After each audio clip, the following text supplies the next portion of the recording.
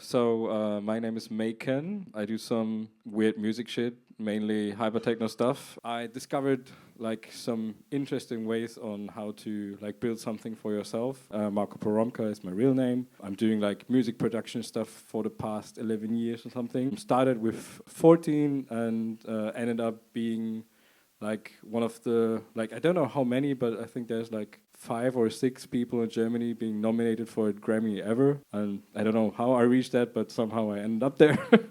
I think last year I did like over 120 million streams on Spotify. And I think anybody is able to reach that in some kind, but you just have to be patient and wait for a specific moment in time to get there. And I will explain to you how I did that in my case. And I think it's pretty easy to replicate that for everybody of you. So I started music producing when I was 14. I don't know what I did all the time. It was like a little hobby for me, and I didn't knew it better. It just was for fun. And eventually I started like some kind of weird YouTube channel where I just took all the voices from the players in like a game and like overlaid that onto copyright-free music and like advertised that on YouTube as like music for that specific character in games.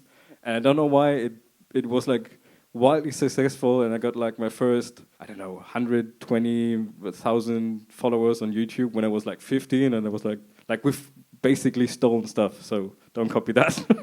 But that was like my first big step and my first taste of I can reach something if I work hard enough for that. But eventually I let go of that and like focused on making real music all the time and teach myself FL Studio in the first place. Realized that isn't something I can stick with all the time, so I switched to Ableton pretty quickly. And I don't know how that happened exactly. There was like friends involved and stuff, but later down the road, when I was like 17, I got into like a writing camp for a pretty big DJ in Germany. His name is like Mogwai. He did like that pretty famous record with Dimitri Vegas and like Mike called Mammoth.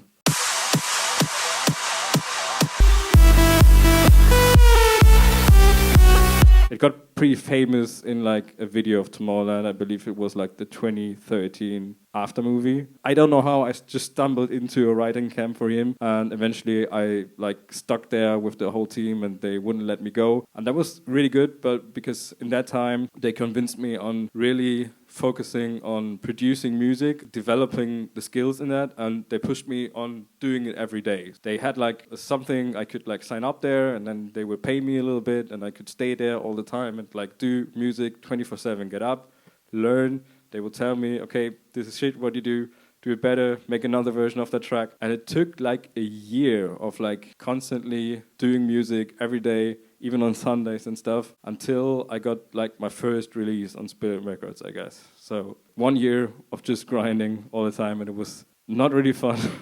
But I mean, like I was inspired being alongside of all these like industry legends. Mogwai took me to Tomorrowland, like backstage when I was 18, like instantly, and I got to meet like all the big people in the game, and I was feeling like the smallest ant in the planet, but it was inspiring me on a different level so heavily. So I just keep pushing all the time.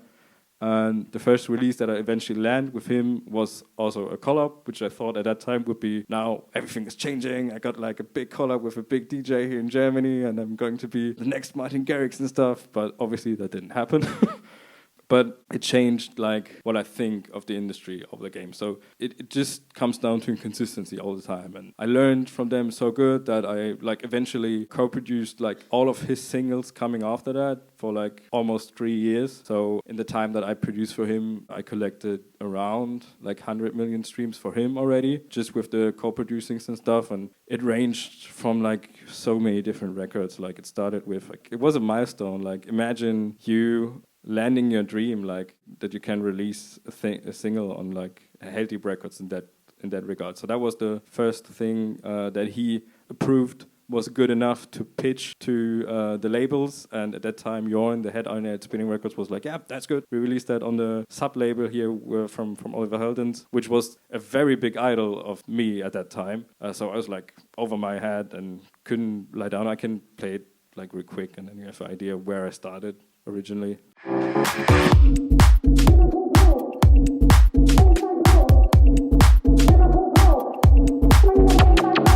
So fun to hear that after all those years.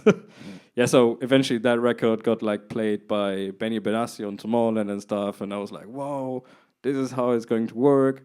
And then we produced all of these records coming after that, and I did like that remix for like a very big singer. And funny enough, that song here, I didn't believe in it. Like, I made that demo and sent it to him, and he was like, yeah, that's good, let's release it. It's like, yo, this won't make any 100,000 streams.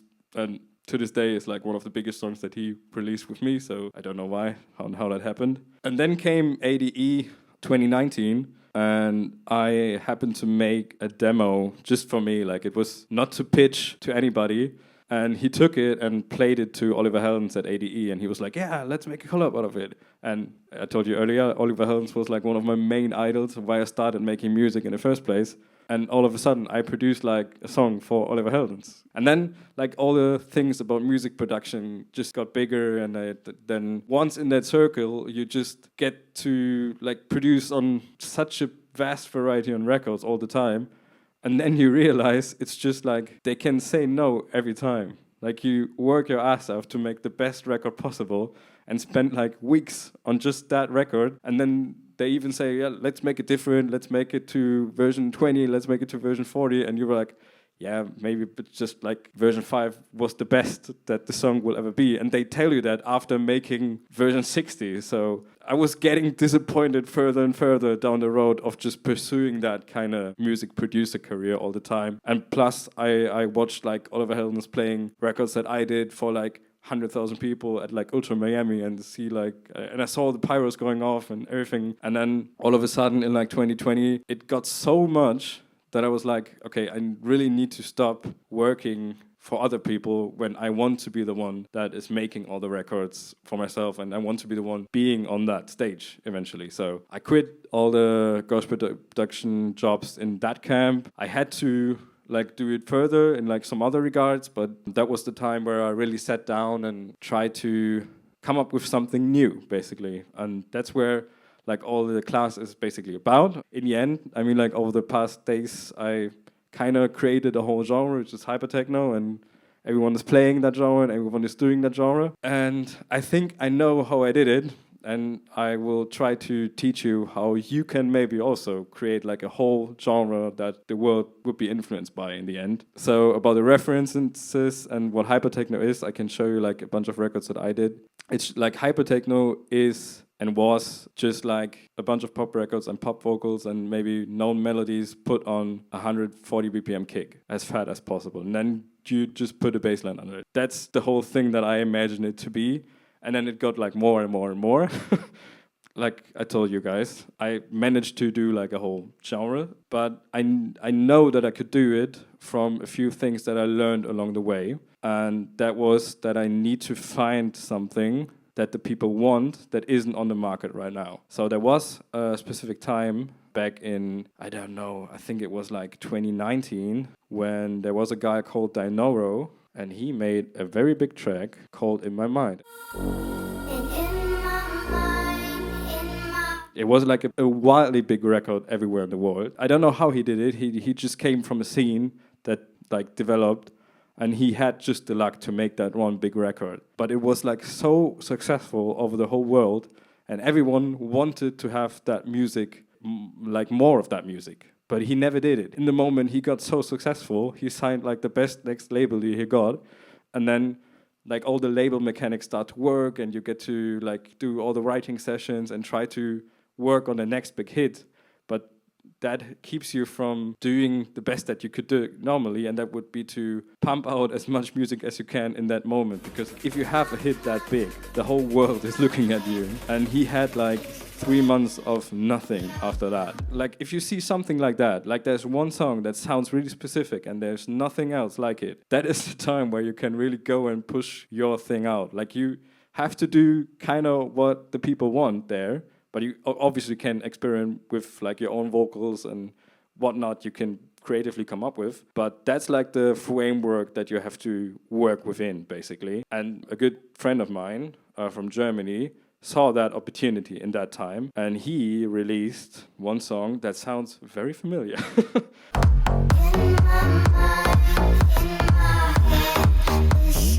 So, should be pretty familiar to anybody of you. what Vice did was he noticed that all people want to hear that sound more.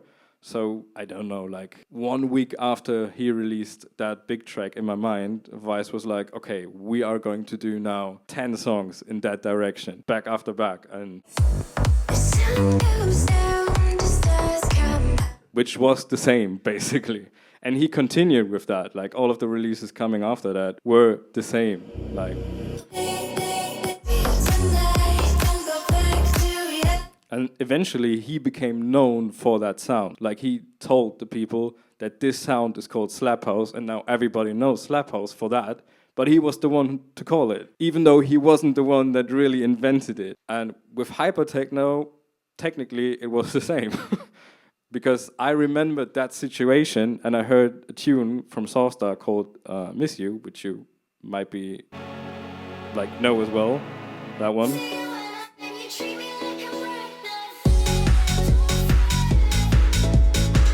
Because like this track was all over the radio everywhere as well, and there was nothing like it. And I heard it all the time, and I was like, man, people really want that sound. Like it is playing everywhere, and there's just that one track in existence being like that. So I was like, when Vice managed to own that space for him by just pumping out as many records as he can, I would just do the same. And I guess like 2 weeks or 3 weeks after that, I started with my SoundCloud channel and posting remixes after remixes all the time, and always labeling them Hypertechno after that. And I don't know why. At first, like I posted all these remixes. I should have made a screenshot of that. So this remix here sounds absolutely shit. It was made in like 20 minutes basically. And I just liked that song from Tom Odell, Another Love.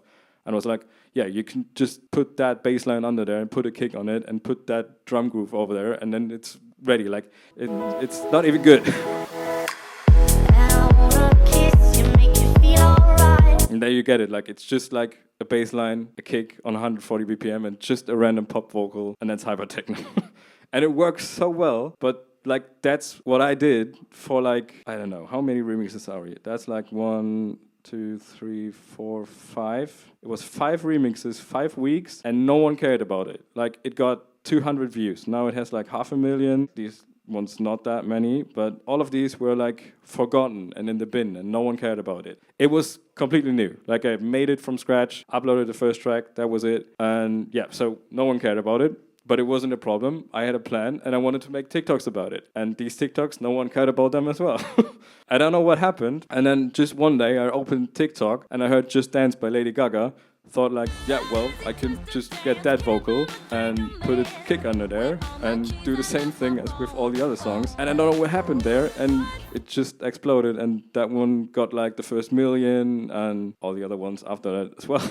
But yeah, just with like Just Dance, the song and what I wanted to do stayed the same is what I'm trying to say. All of these are just the same as the Lady Gaga remix, just the time was right in that regard. The people wanted to have that sound, and with that vocal, the algorithms or something were just like, it worked with them, and they pushed it further out. And after that, it's just like every one of these worked so well, and that translated to Spotify when like the management cleared all the records and I could do the official versions of it. The takeaway from that is every time, so often, there will be a moment where there's a trend and nobody else is like seeing that space, and you will notice when there is like a great record and nothing is like it, there's like the chance for you to jump in and do stuff that people really want in your kind of way, and it will work.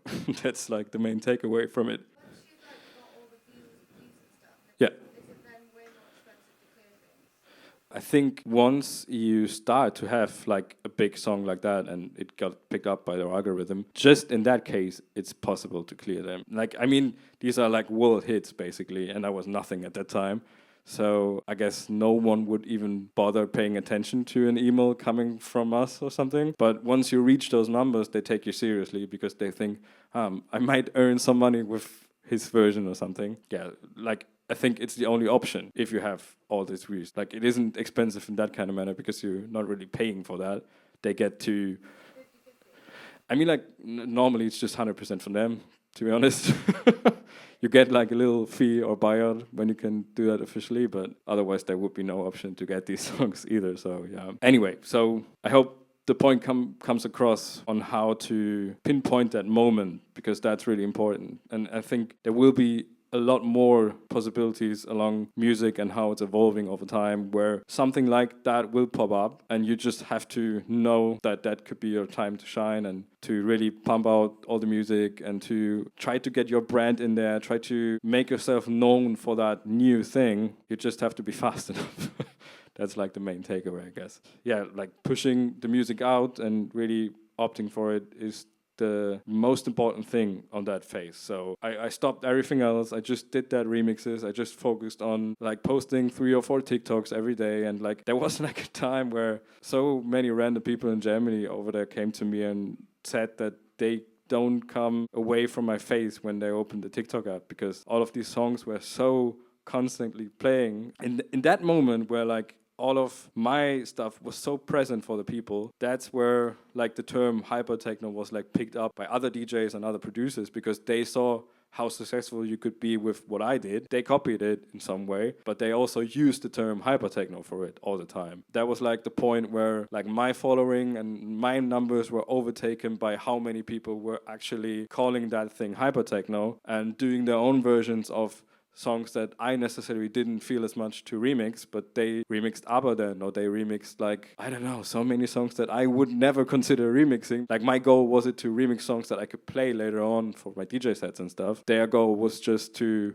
make great TikToks, for example, and get reach out of that. There's the moment where it overtake everything and the whole genre got bigger than me in that case. That might be like a real mistake that I did. Like I should have tried to stay on top of everything, but there came like another thing into play, which is like the DJ side of things. Because if you try to really like make it as like a serious artist, if you want to call it like that, people and especially the promoters get like a little confused if you look like an influencer all the time. So they expect, like the other DJs as well, expect you to be a DJ in that regard as well. And there came the point where I couldn't just do another 2000 hit remix after hit remix after hit remix, because it wasn't serious enough for them. Like I should start making original tracks, making some club tracks as well, making something that is a bit different to what I already started, because now everybody was doing the covers and all the remixes, and I was the one also doing that.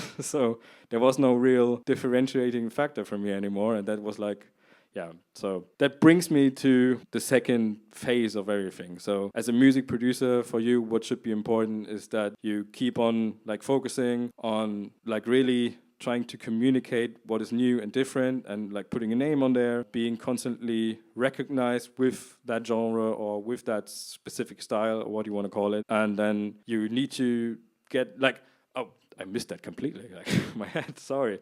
Really important to like get your name out for a genre, for a DJ genre in that case, is to make all those DJ play the music basically. So what I did in that case is that I made every of these tracks available to download for free. I think you can do that on like a lot of different like platforms, and I choose like Hypedit. And that's important as well to build and get all the people over to your profiles, because in the end that enabled me to release all the stuff on Spotify, because I had these followers there already, and Hypedit was a good platform for that. But the important part is once all the other DJs start to play your music, people that heard the music in the club want to hear it as well. So it's really important to get your music out to the people and to the DJs as well, and then it will figure out itself after that. So it's like, keep that in mind. DJs are important for club music.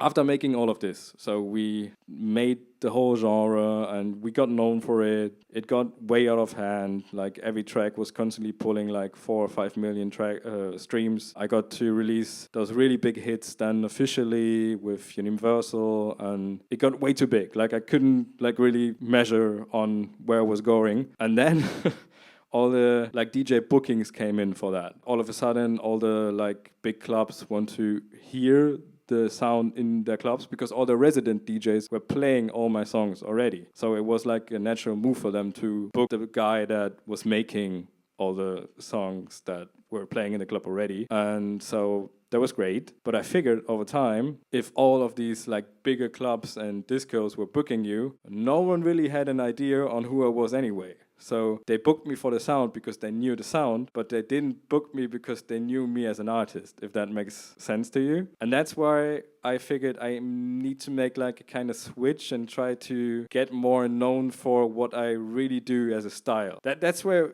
it gets like really, really tricky. Like I made that real big genre, and like all the DJs basically know me for that. And like that's like my real fan base on Instagram. I have like every DJ on there. Like everyone is following me, and everyone would love to know when I like do the next remix, because then they can get them and play them directly. But I don't really have like real fans on my Instagram because they don't know that I did that.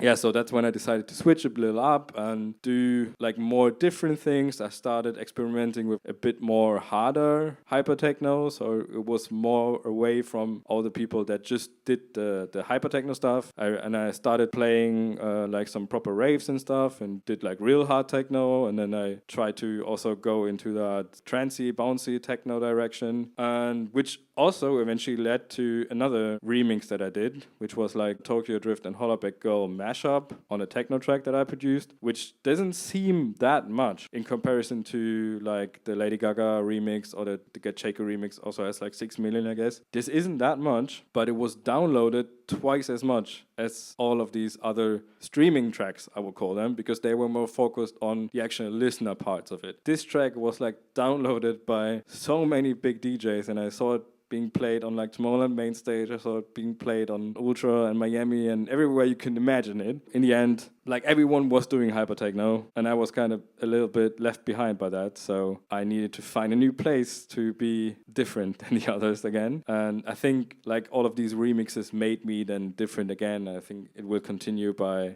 me making even more different music, but still in that kind of, okay, here's something that is a bit more popish, and I will like do a proper techno beat under it. The important thing on that track is like it was downloaded by basically every big DJ, and I will show you guys that you don't need much to achieve that. That whole project, I made it in like 4 hours before like a proper rave that I'm going to play it, and I wanted to have a version of that particular idea that I had in my head, and the production behind it isn't that exciting, to be honest.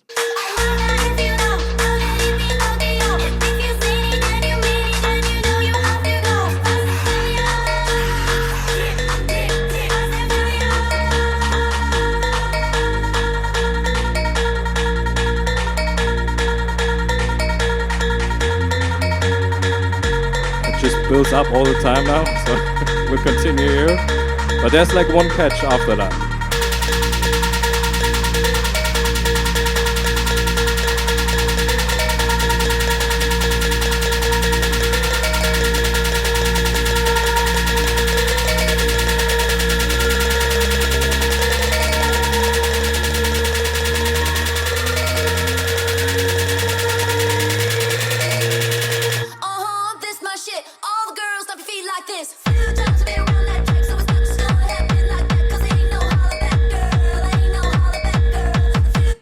So easy. Like not that much, to be honest, but that idea that I had in my head just enabled me to have like one of the biggest remixes that the techno community have seen over the year. I think like when they released it 7 months ago, and it's still in that top 100 charts of like the hyper most downloaded tracks, and it's just wild to me. Like that shows you that like the times that we are in right now, where TikTok and like short attention spans are really the king, everything that's important is just the good ideas that you guys have. And it's important to learn all the techniques that make you a good producer, but in the end, it's just about how fast you can deliver those and be the first to get out a good idea. So keep that in mind, because that's really important. As I told you guys, I made that particular remix in like 2 hours just before the gig, and I think it's a really good example to show you that you don't need much to have a big sound, because in the end, all the people were asking me, how did you make your kick that clean? It's because there isn't that much in here. It's just like a good kick sample, which I EQ'd a little bit, apparently, and just like some serum patch that just consists of like a saw wave for like the top frequencies, and the subwaves that are like goodly phased together so they sound good for like those frequencies, and together they make like a really, really, really fat bass line. Which sounds simple, but I mean, like, to be deadly honest with you, the more work you put in like those complicated bass lines, the more they don't work on like the real dance floor, because these like sound systems in most of the clubs, they're like really shit. So they can't really keep up with making your respace that fat and like having so many phasing stuff going on. So I played a whole year with all those streaming friendly remixes that I made and like got known for, and all of the DJs were telling me, yeah, so they don't really sound that good. And when I actually started playing them back after back after back, I noticed they sound terrible when you just played this type of music. It's because I just was layering all the basses together and was making like a fat sound and even pushing like the subs into like the stereo field and stuff. I mean, like you learn that isn't good, but in the end, if you sit in studio and it sounds good, you want to produce it in that way. But for a dance floor, it's shit. So keep that in mind. Don't mess around with like your bass lines. Just make them as simple as possible. They have to work, basically. They serve like a real purpose, and that is to give the people on dance floor a groove, at least in some way, and they don't need to be that fancy for it. Yeah, so in the end, it's just like that bass line, some samples coming in from the actual acapella from that Tokyo Drift sound, I guess, which are like, no, like you guys always do that kind of stuff, right? You just like cut the bass out, do some processing, some effect stuff, and sidechain it afterwards. So that's no magic at all. And then it's just about the idea that I wanted to have that bass sound coming in and to be lonely. Like I would know if I played that record, I just figured it out in the moment when I'm making it. I will mix into that, and once like that sound comes in, nothing else is playing, and just that sound is playing. And people kind of know what this is all about, but they don't realize it because it's not playing that melody. So this continues, and everyone is like wondering what the fuck is going on. And then like the real melody drops. And that's like the first moment where all people on dance were going, ah, great. And then like they put their hands up and stuff. And then you have the second moment with the vocal coming in. So you have two moments already in that one track where everybody's like, oh yeah, this is so great. Oh, this is so cool.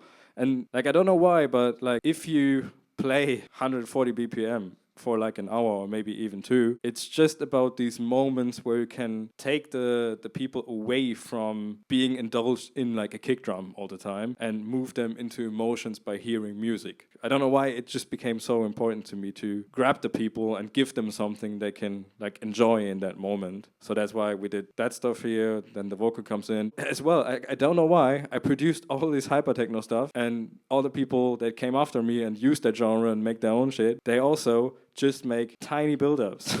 So when I got to the club, I played like 50 records because all the build-ups and the tracks in general were like 3 minutes long. So I was like, okay, I need to change that, and I made like a 1 minute build-up, and like all other remixes of me have like huge build-up now because I play like mostly 50% of my music and 50% from others. So I know when I play my music, I can stretch it and make the moment a bit bigger for the people, because in the end, they're not really there, even though they always say they want to hear the hits.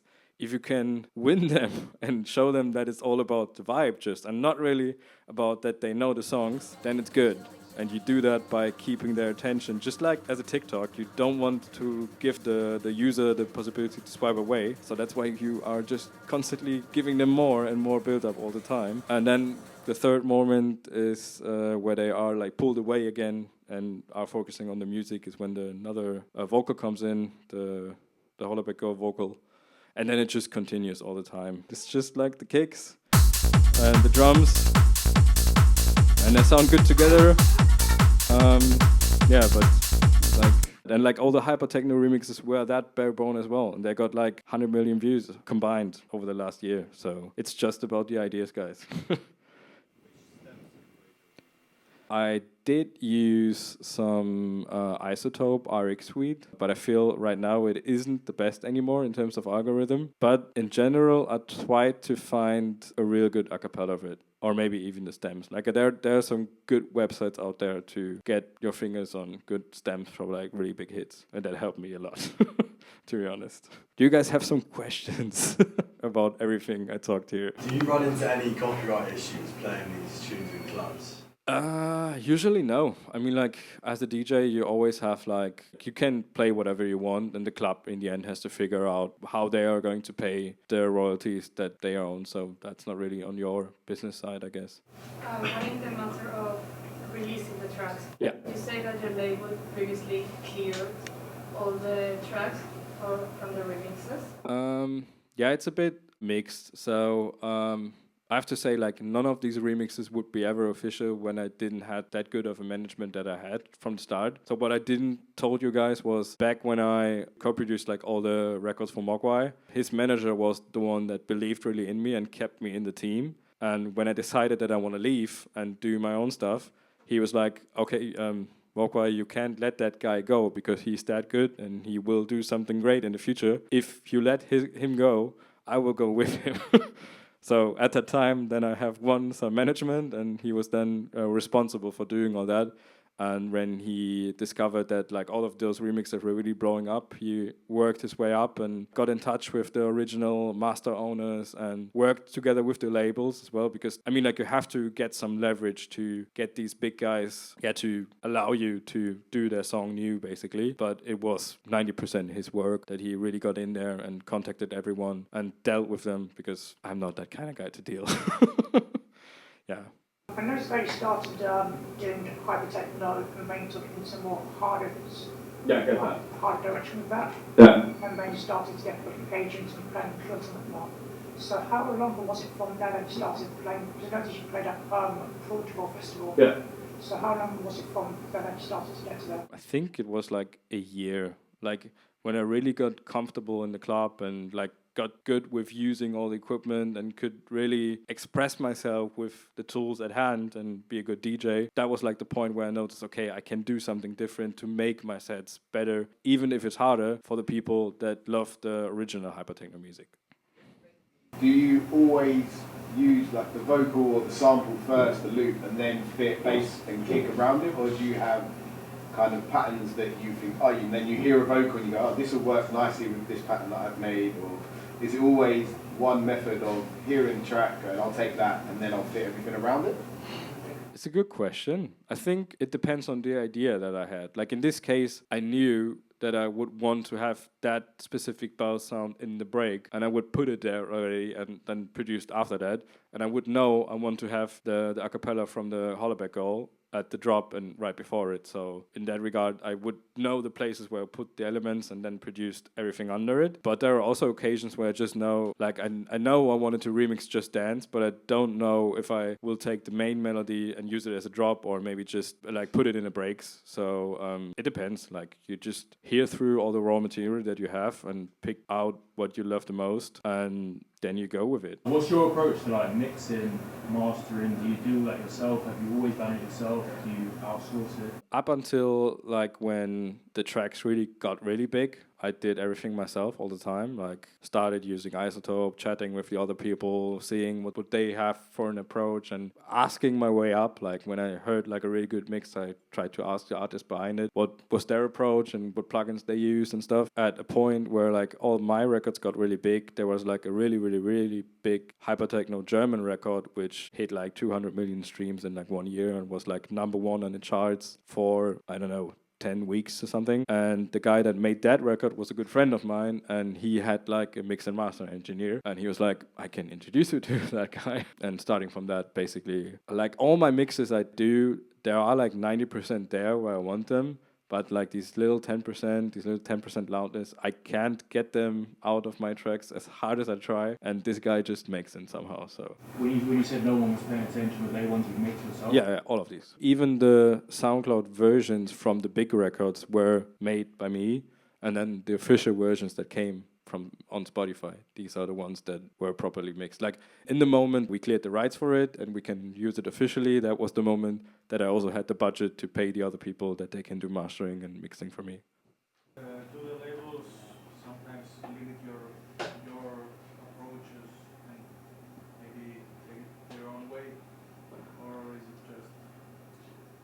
I won't think so. Like I'm pretty fortunate enough that I signed with a smaller Berlin underground label before, like actually before everything got so big. and they signed me for like, I don't know, 15 records or something, and they were like, yeah, Hypertechno will be the next big thing, and they saw it even before everyone else was seeing it, so I'm really glad that I have him. So they are really supportive, and they want to like really focus on what I think is the right thing to do, because they know all that Hypertechno stuff came from me, and they're proud of that. I think I can see even bigger labels maybe pushing you towards more streaming-friendly records, to be honest. Like I can see that when we partnered for 3 songs with Universal, that they would want to have the songs that were 100% guaranteed to work good on Spotify, and that they wouldn't be so interested in signing records that go just for the club. But I think at that point you are well aware of where the labels want to land and what their goal is, and what your goal is, and like I wouldn't even bother offering Universal a club track, because I know that it would perform way better if I do that club track on Spinning Records, because all the DJs know that label, all the DJs look at that label for the records and not on Universal for that matter. Yeah.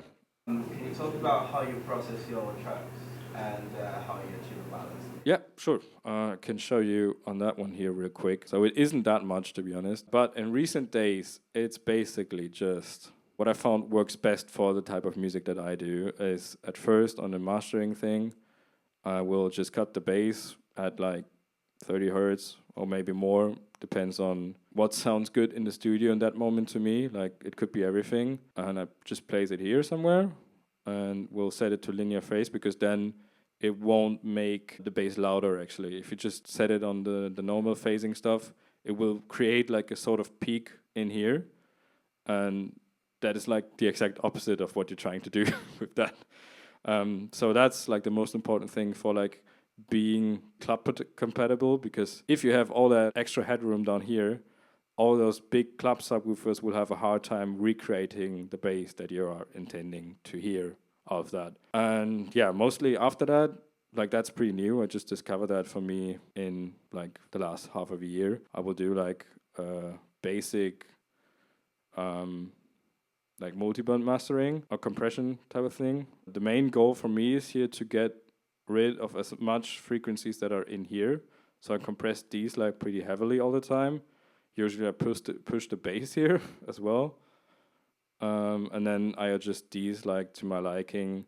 I just listen on my monitors all the time what sounds the best, and usually I put these up high here as well. So that's like what it looks normally when I try to do like the balancing. And after that comes the most important plugin of everything, the Masterplan plugin. I don't know if you guys have heard it or seen it before, but that thing is just magic. Like you can turn that dial up, and it's like some sort of limiter and clipper in one, and like it just makes your sound so clean and so loud. And you can even like adjust like the imaging of everything. And I don't know how they made it that it sounds so good, but I never heard like a mastering plugin this good. Like every other producer friend or singer-songwriter from Berlin that ask me about my mixes, they are like, just go and buy that plugin directly. And I think it was on sale. I think they even got like a nomination for like best mastering plugin of the year this year. So yeah, after that I will check the levels here, and they will give you all the readings. So that will be like the chain for me.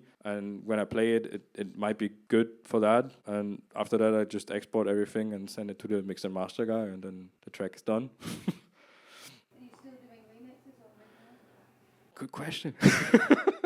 Yeah, I mean like the following days and weeks are like pretty interesting, because my goal is to leave like the bigger commercial clubs behind, because I feel like when the people don't really value the music that you play for them, even if you're booked as a headliner at like a show, which is like so ridiculous, to get to a club as a headliner and no one else, like no one really wants to listen to your music, like what is that? So, and that just comes from just making this kind of really commercial music. And my goal is to like improve on like a bunch of new club records. I'm even thinking of doing like an EP type of thing for the next year, doing bunch of edits. And I have like a Australia tour coming up in like 2 weeks, so I will get over there for like a bunch of shows. And my goal is to have so many tracks that I did that nobody else has, that I can play like full sets of just my music and my music that I made. Then I can position myself as like the artist that I intend to be and be different, because everybody else, like all the other DJs in that hypertechno space, they play the same records. Like I was in a Halloween party, I was booked like 2 weeks ago, and the two DJs before me played my entire set because I like tried to make as commercial as a set as possible and like research all the new music. And then I got there and heard that they were playing like all of the artists that I downloaded before because I just wanted to play these songs in like a fairly good techno kind of vibe. But all of them are playing them like they are. So the only really solution to that is to have everything that you want to play in your kind of style that no one else has. That happens way too often. And that was the case on like the big festival stages as well. That was even the case on like the 20,000 people thing where I played before Nicky Romero, that the guys before me also played Hypertechno and played like 2 or 3 tracks that I had in my set because the music is so the same all the time. So I guess if I can change one thing, then it is that if you are booked as an artist at an event, then you should do as much as yourself as an artist as you can and not just go before every show and download like the best remixes that you can find. So I have the luxury to pick myself out the best records that I think that I can release to be like still really commercial records that I can release on my Spotify. But I think position wise and what I should show the people on like SoundCloud, on like social media otherwise, should be like real focused on like original music and what I can do different than others, because I think that's the most important part for being invited and booked for the good parties. If you want to play something really different where the people are really enjoying like and they come for the music especially, I think then you really have to work for it as well and be like as artistic as you can be possibly. So actually just a few days ago we got the agree from Lady Gaga that I can do an official remix of Just Dance. So that's happening in that like commercial type of space, but we're also working on like a club type of EP which only has like original songs done, and I did make like a cool one. I can show you the newest one I released, which was pretty underground-ish. Old school, young jam, all black, MZ, still screaming out that chain gang. Old man, old school, young jam, all black, MZ, still screaming out that chain gang.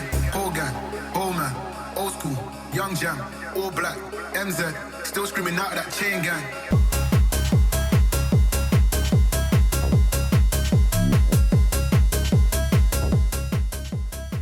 And then we'll like all that lead sound will eventually develop over time and get into like a real old school type of progressive house lead, and then it will go into like a really big build up.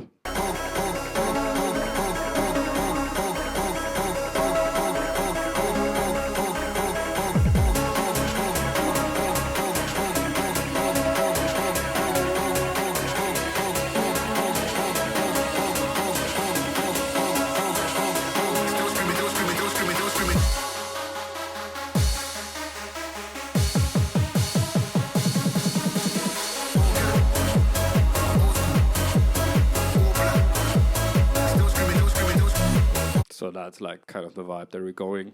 I also think it is great to bring back all these like 2000 trancey kind of vibes with like all these big lead themes. So like it's so funny. Like I made a kind of disco techno tune, so it has like more that UK groove and it's like more happy. And then I thought it needs something like that special catch moment that I did in the Hollerbeck Girl production, and I think it's pretty great. Believe it or not, the people that owned the vocal on there said that the vocal is like $5,000 for me to buy it if I want it. And I think this is not worth $5,000. You will hear what I mean. It's because it's not that much. To the beat of the drum, shake, shake, shake to the break of dawn. Way you move, baby, up and down. Shake, shake, shake to the break of dawn. Get your kicks to the beat of the drum. Shake, shake, shake to the break of dawn. Move up and down. Shake to the break of dawn. Move up. That's all now. And down. Shake to the break of dawn. Now, after that, here's like coming that shock moment that I talked about. I think every track needs that in some way.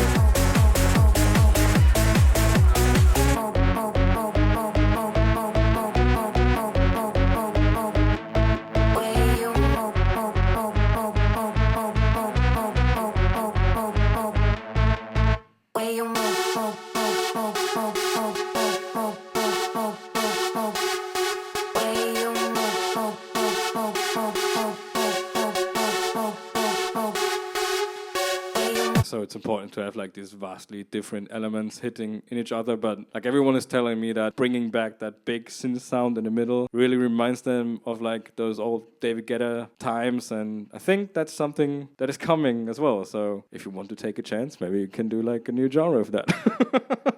You use vocal, but it's so clear. What kind of things you use? What kind of tools you use for that? I think the main point is that, especially in that like real techno genre, the people like really don't take mixing that seriously. Like they put like all their kicks in there and they like really overdo all the bass, and you don't really need that much, to be honest. Like all of that 300 hertz type of thing, you can cut that out because on the dance floor you don't really need it. And all these people, they do it way too much, and then when you put a vocal on there, they mix the vocal like way too quiet because like I don't know why, but they are not really able to balance them correctly. Yeah, that's something you really have to look out for if you want to put vocals on a drop. And that is something that I discovered a few months ago when I started visiting all those underground events. They are not really putting vocals on a drop. So that might be the reason, right? Like the real underground people don't play my stuff because it's a bit too commercial for them. That's something I have to keep in mind as well. But just cut the bass where it just needs to be, and then it will be easy to get vocals. And like that a cappella from the Hollebeck Girl one, that is also clean AF. So that's like a real studio a cappella. That's not something that is like filtered from somewhere. So it has like no unwanted low frequencies. So you just cut it a little bit more, and then it's pretty good. Are you more linear or non-linear expression? I think it's more non-linear. Like I start basically more of the time just making a good loop that I like. I could like imagine that loop to be like a break or a good drop or something, and then I imagine just parts going back or forth. So it's just always starting from that centerpiece and then maybe taking some elements away or maybe making some new ones and scraping some ideas entirely. So it's just like it starts always at that kind of center loop. From there it goes. Thank you guys so much.